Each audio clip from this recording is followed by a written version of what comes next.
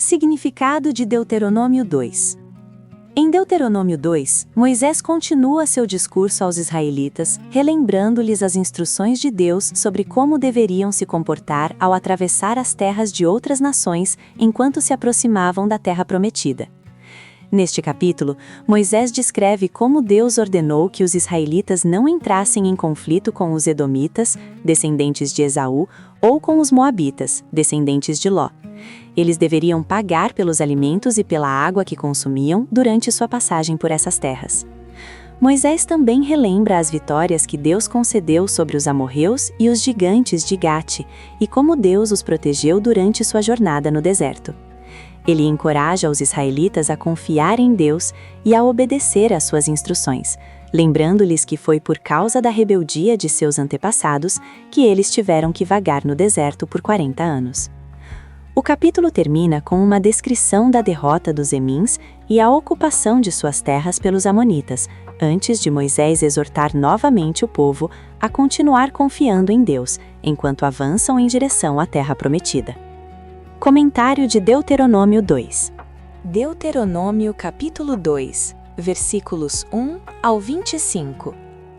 Estes trechos abordam a jornada de Israel na Transjordânia. É difícil estabelecer o itinerário preciso, por isso surgiram várias correntes que tentam explicá-lo. De acordo com alguns estudiosos, as passagens bíblicas registram diferentes migrações e projetam os fatos em apenas uma narrativa, com detalhes que dificultam a reconstrução do que realmente aconteceu. Não há um consenso sequer entre os que defendem a corrente conservadora. Alguns dizem que os israelitas retornaram de Cadés para Elate pelo Mar Vermelho, por uma rota direta, e de lá trilharam o caminho do deserto de Edom, ao redor de Edom e Moabe. Outros apontam uma jornada ao longo do deserto de Zin, até Punom, em Arabá, de onde Israel se dirigiu rumo ao norte para cruzar Edom, ou desceu um pouco mais ao sul, até Ezion-Geber, antes de virar ao norte. Deuteronômio capítulo 2, versículos 1 ao 3.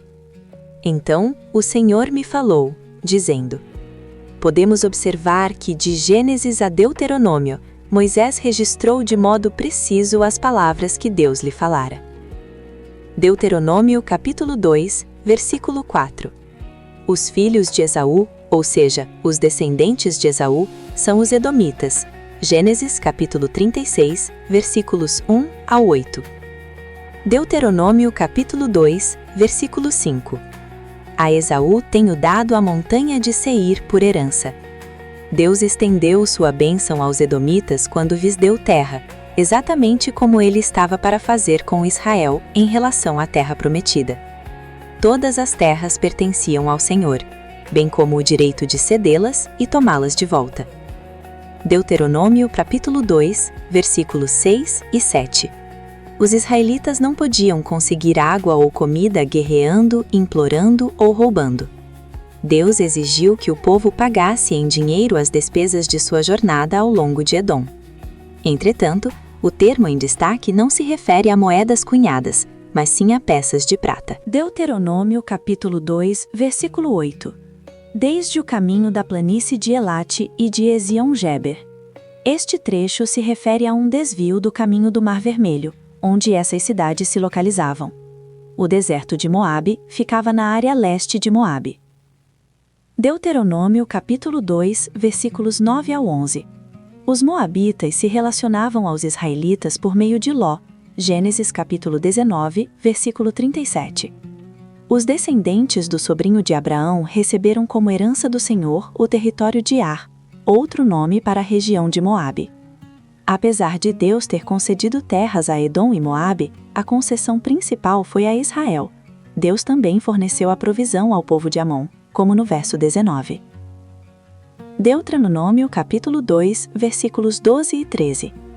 O ribeiro de Zered estava localizado a leste do Mar Morto, na fronteira entre Edom e Moabe. Deuteronômio capítulo 2, versículo 14. Toda aquela geração dos homens de guerra. Embora a geração que se rebelou em Cádiz estivesse na idade apropriada para guerrear, ela não lutou contra os inimigos. Em vez disso, pelejou contra Deus, usando palavras amargas.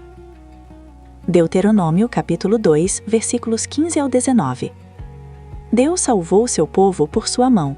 Infelizmente, também por sua mão se deu o julgamento sobre os israelitas. A palavra mão indica o envolvimento pessoal de Deus nas situações de livramento e punição, em especial nestas últimas, como mostra a sentença até os haver consumido. Neste caso, o Senhor age como um fogo consumidor, Hebreus capítulo 12, versículo 29, pelo qual toda a geração sucumbiu. Juízes capítulo 5. Deuteronômio capítulo 2, versículo 20. Os Anzumins eram um povo que vivia no território dos Amonitas. Talvez sejam os mesmos que os Uzins. Gênesis capítulo 14, versículo 5.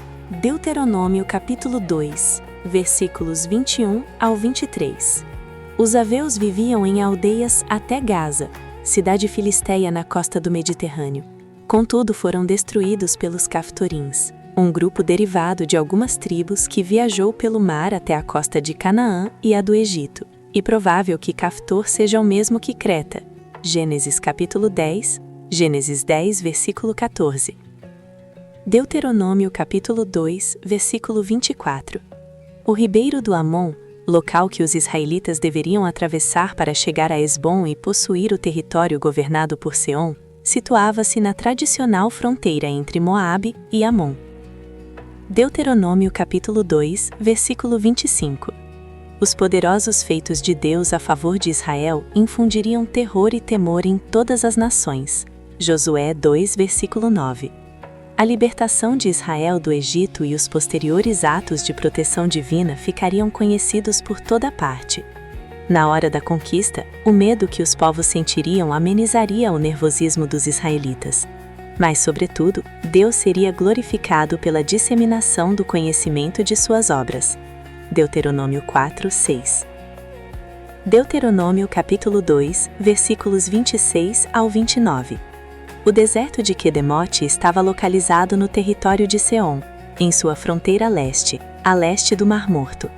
Desde o deserto até Seom, mensageiros israelitas foram enviados com palavras de paz, isto é, Israel tentou negociar uma travessia pacífica. Versículos 27 e 29.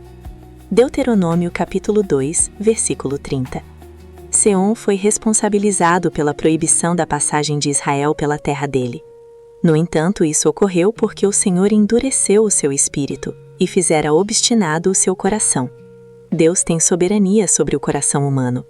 Veja Êx 3, 19 e 21 para ler sobre a dureza do coração do faraó.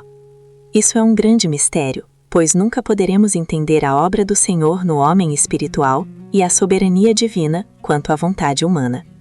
Por meio de tudo isso, Deus estava executando seu plano de redenção. Deuteronômio 2, 31, 32. Jaza localizava-se ao norte de Quedemote. Is 15, 4. Deuteronômio capítulo 2, versículo 33. E o Senhor, nosso Deus, nulo deu diante de nós. Deus deu a vitória a Israel, mas os israelitas tiveram de lutar corajosamente. Deuteronômio capítulo 2, versículos 34 e 35. Pela lei do banimento, cada ser vivo, tanto humano como animal, deveria ser completamente destruído. Deuteronômio capítulo 7, versículos 1 e 2, capítulo 20, versículo 17. Pois sua morte se tornava sacrifício oferecido ao Senhor, como se fosse um holocausto. Exceções podiam ser abertas, mas apenas quando o Senhor permitia. No caso em questão, o banimento incluiu soldados e civis, homens e mulheres, adultos e crianças. Deus usou o povo de Israel para punir os cananeus por causa de sua contínua perversidade ao longo de várias gerações. Além disso, a aniquilação deles foi necessária para evitar que suas práticas malignas influenciassem Israel. Os rebanhos foram poupados, por se tratar de animais irracionais, ou seja, criaturas que não eram moralmente corruptas. Mais tarde, serviriam de alimento e de sacrifício a Deus. Alguns objetos também foram tomados como despojo da terra de Seom. Todavia, nas batalhas subsequentes, o povo de Deus se arruinou porque não destruiu todos os cananeus.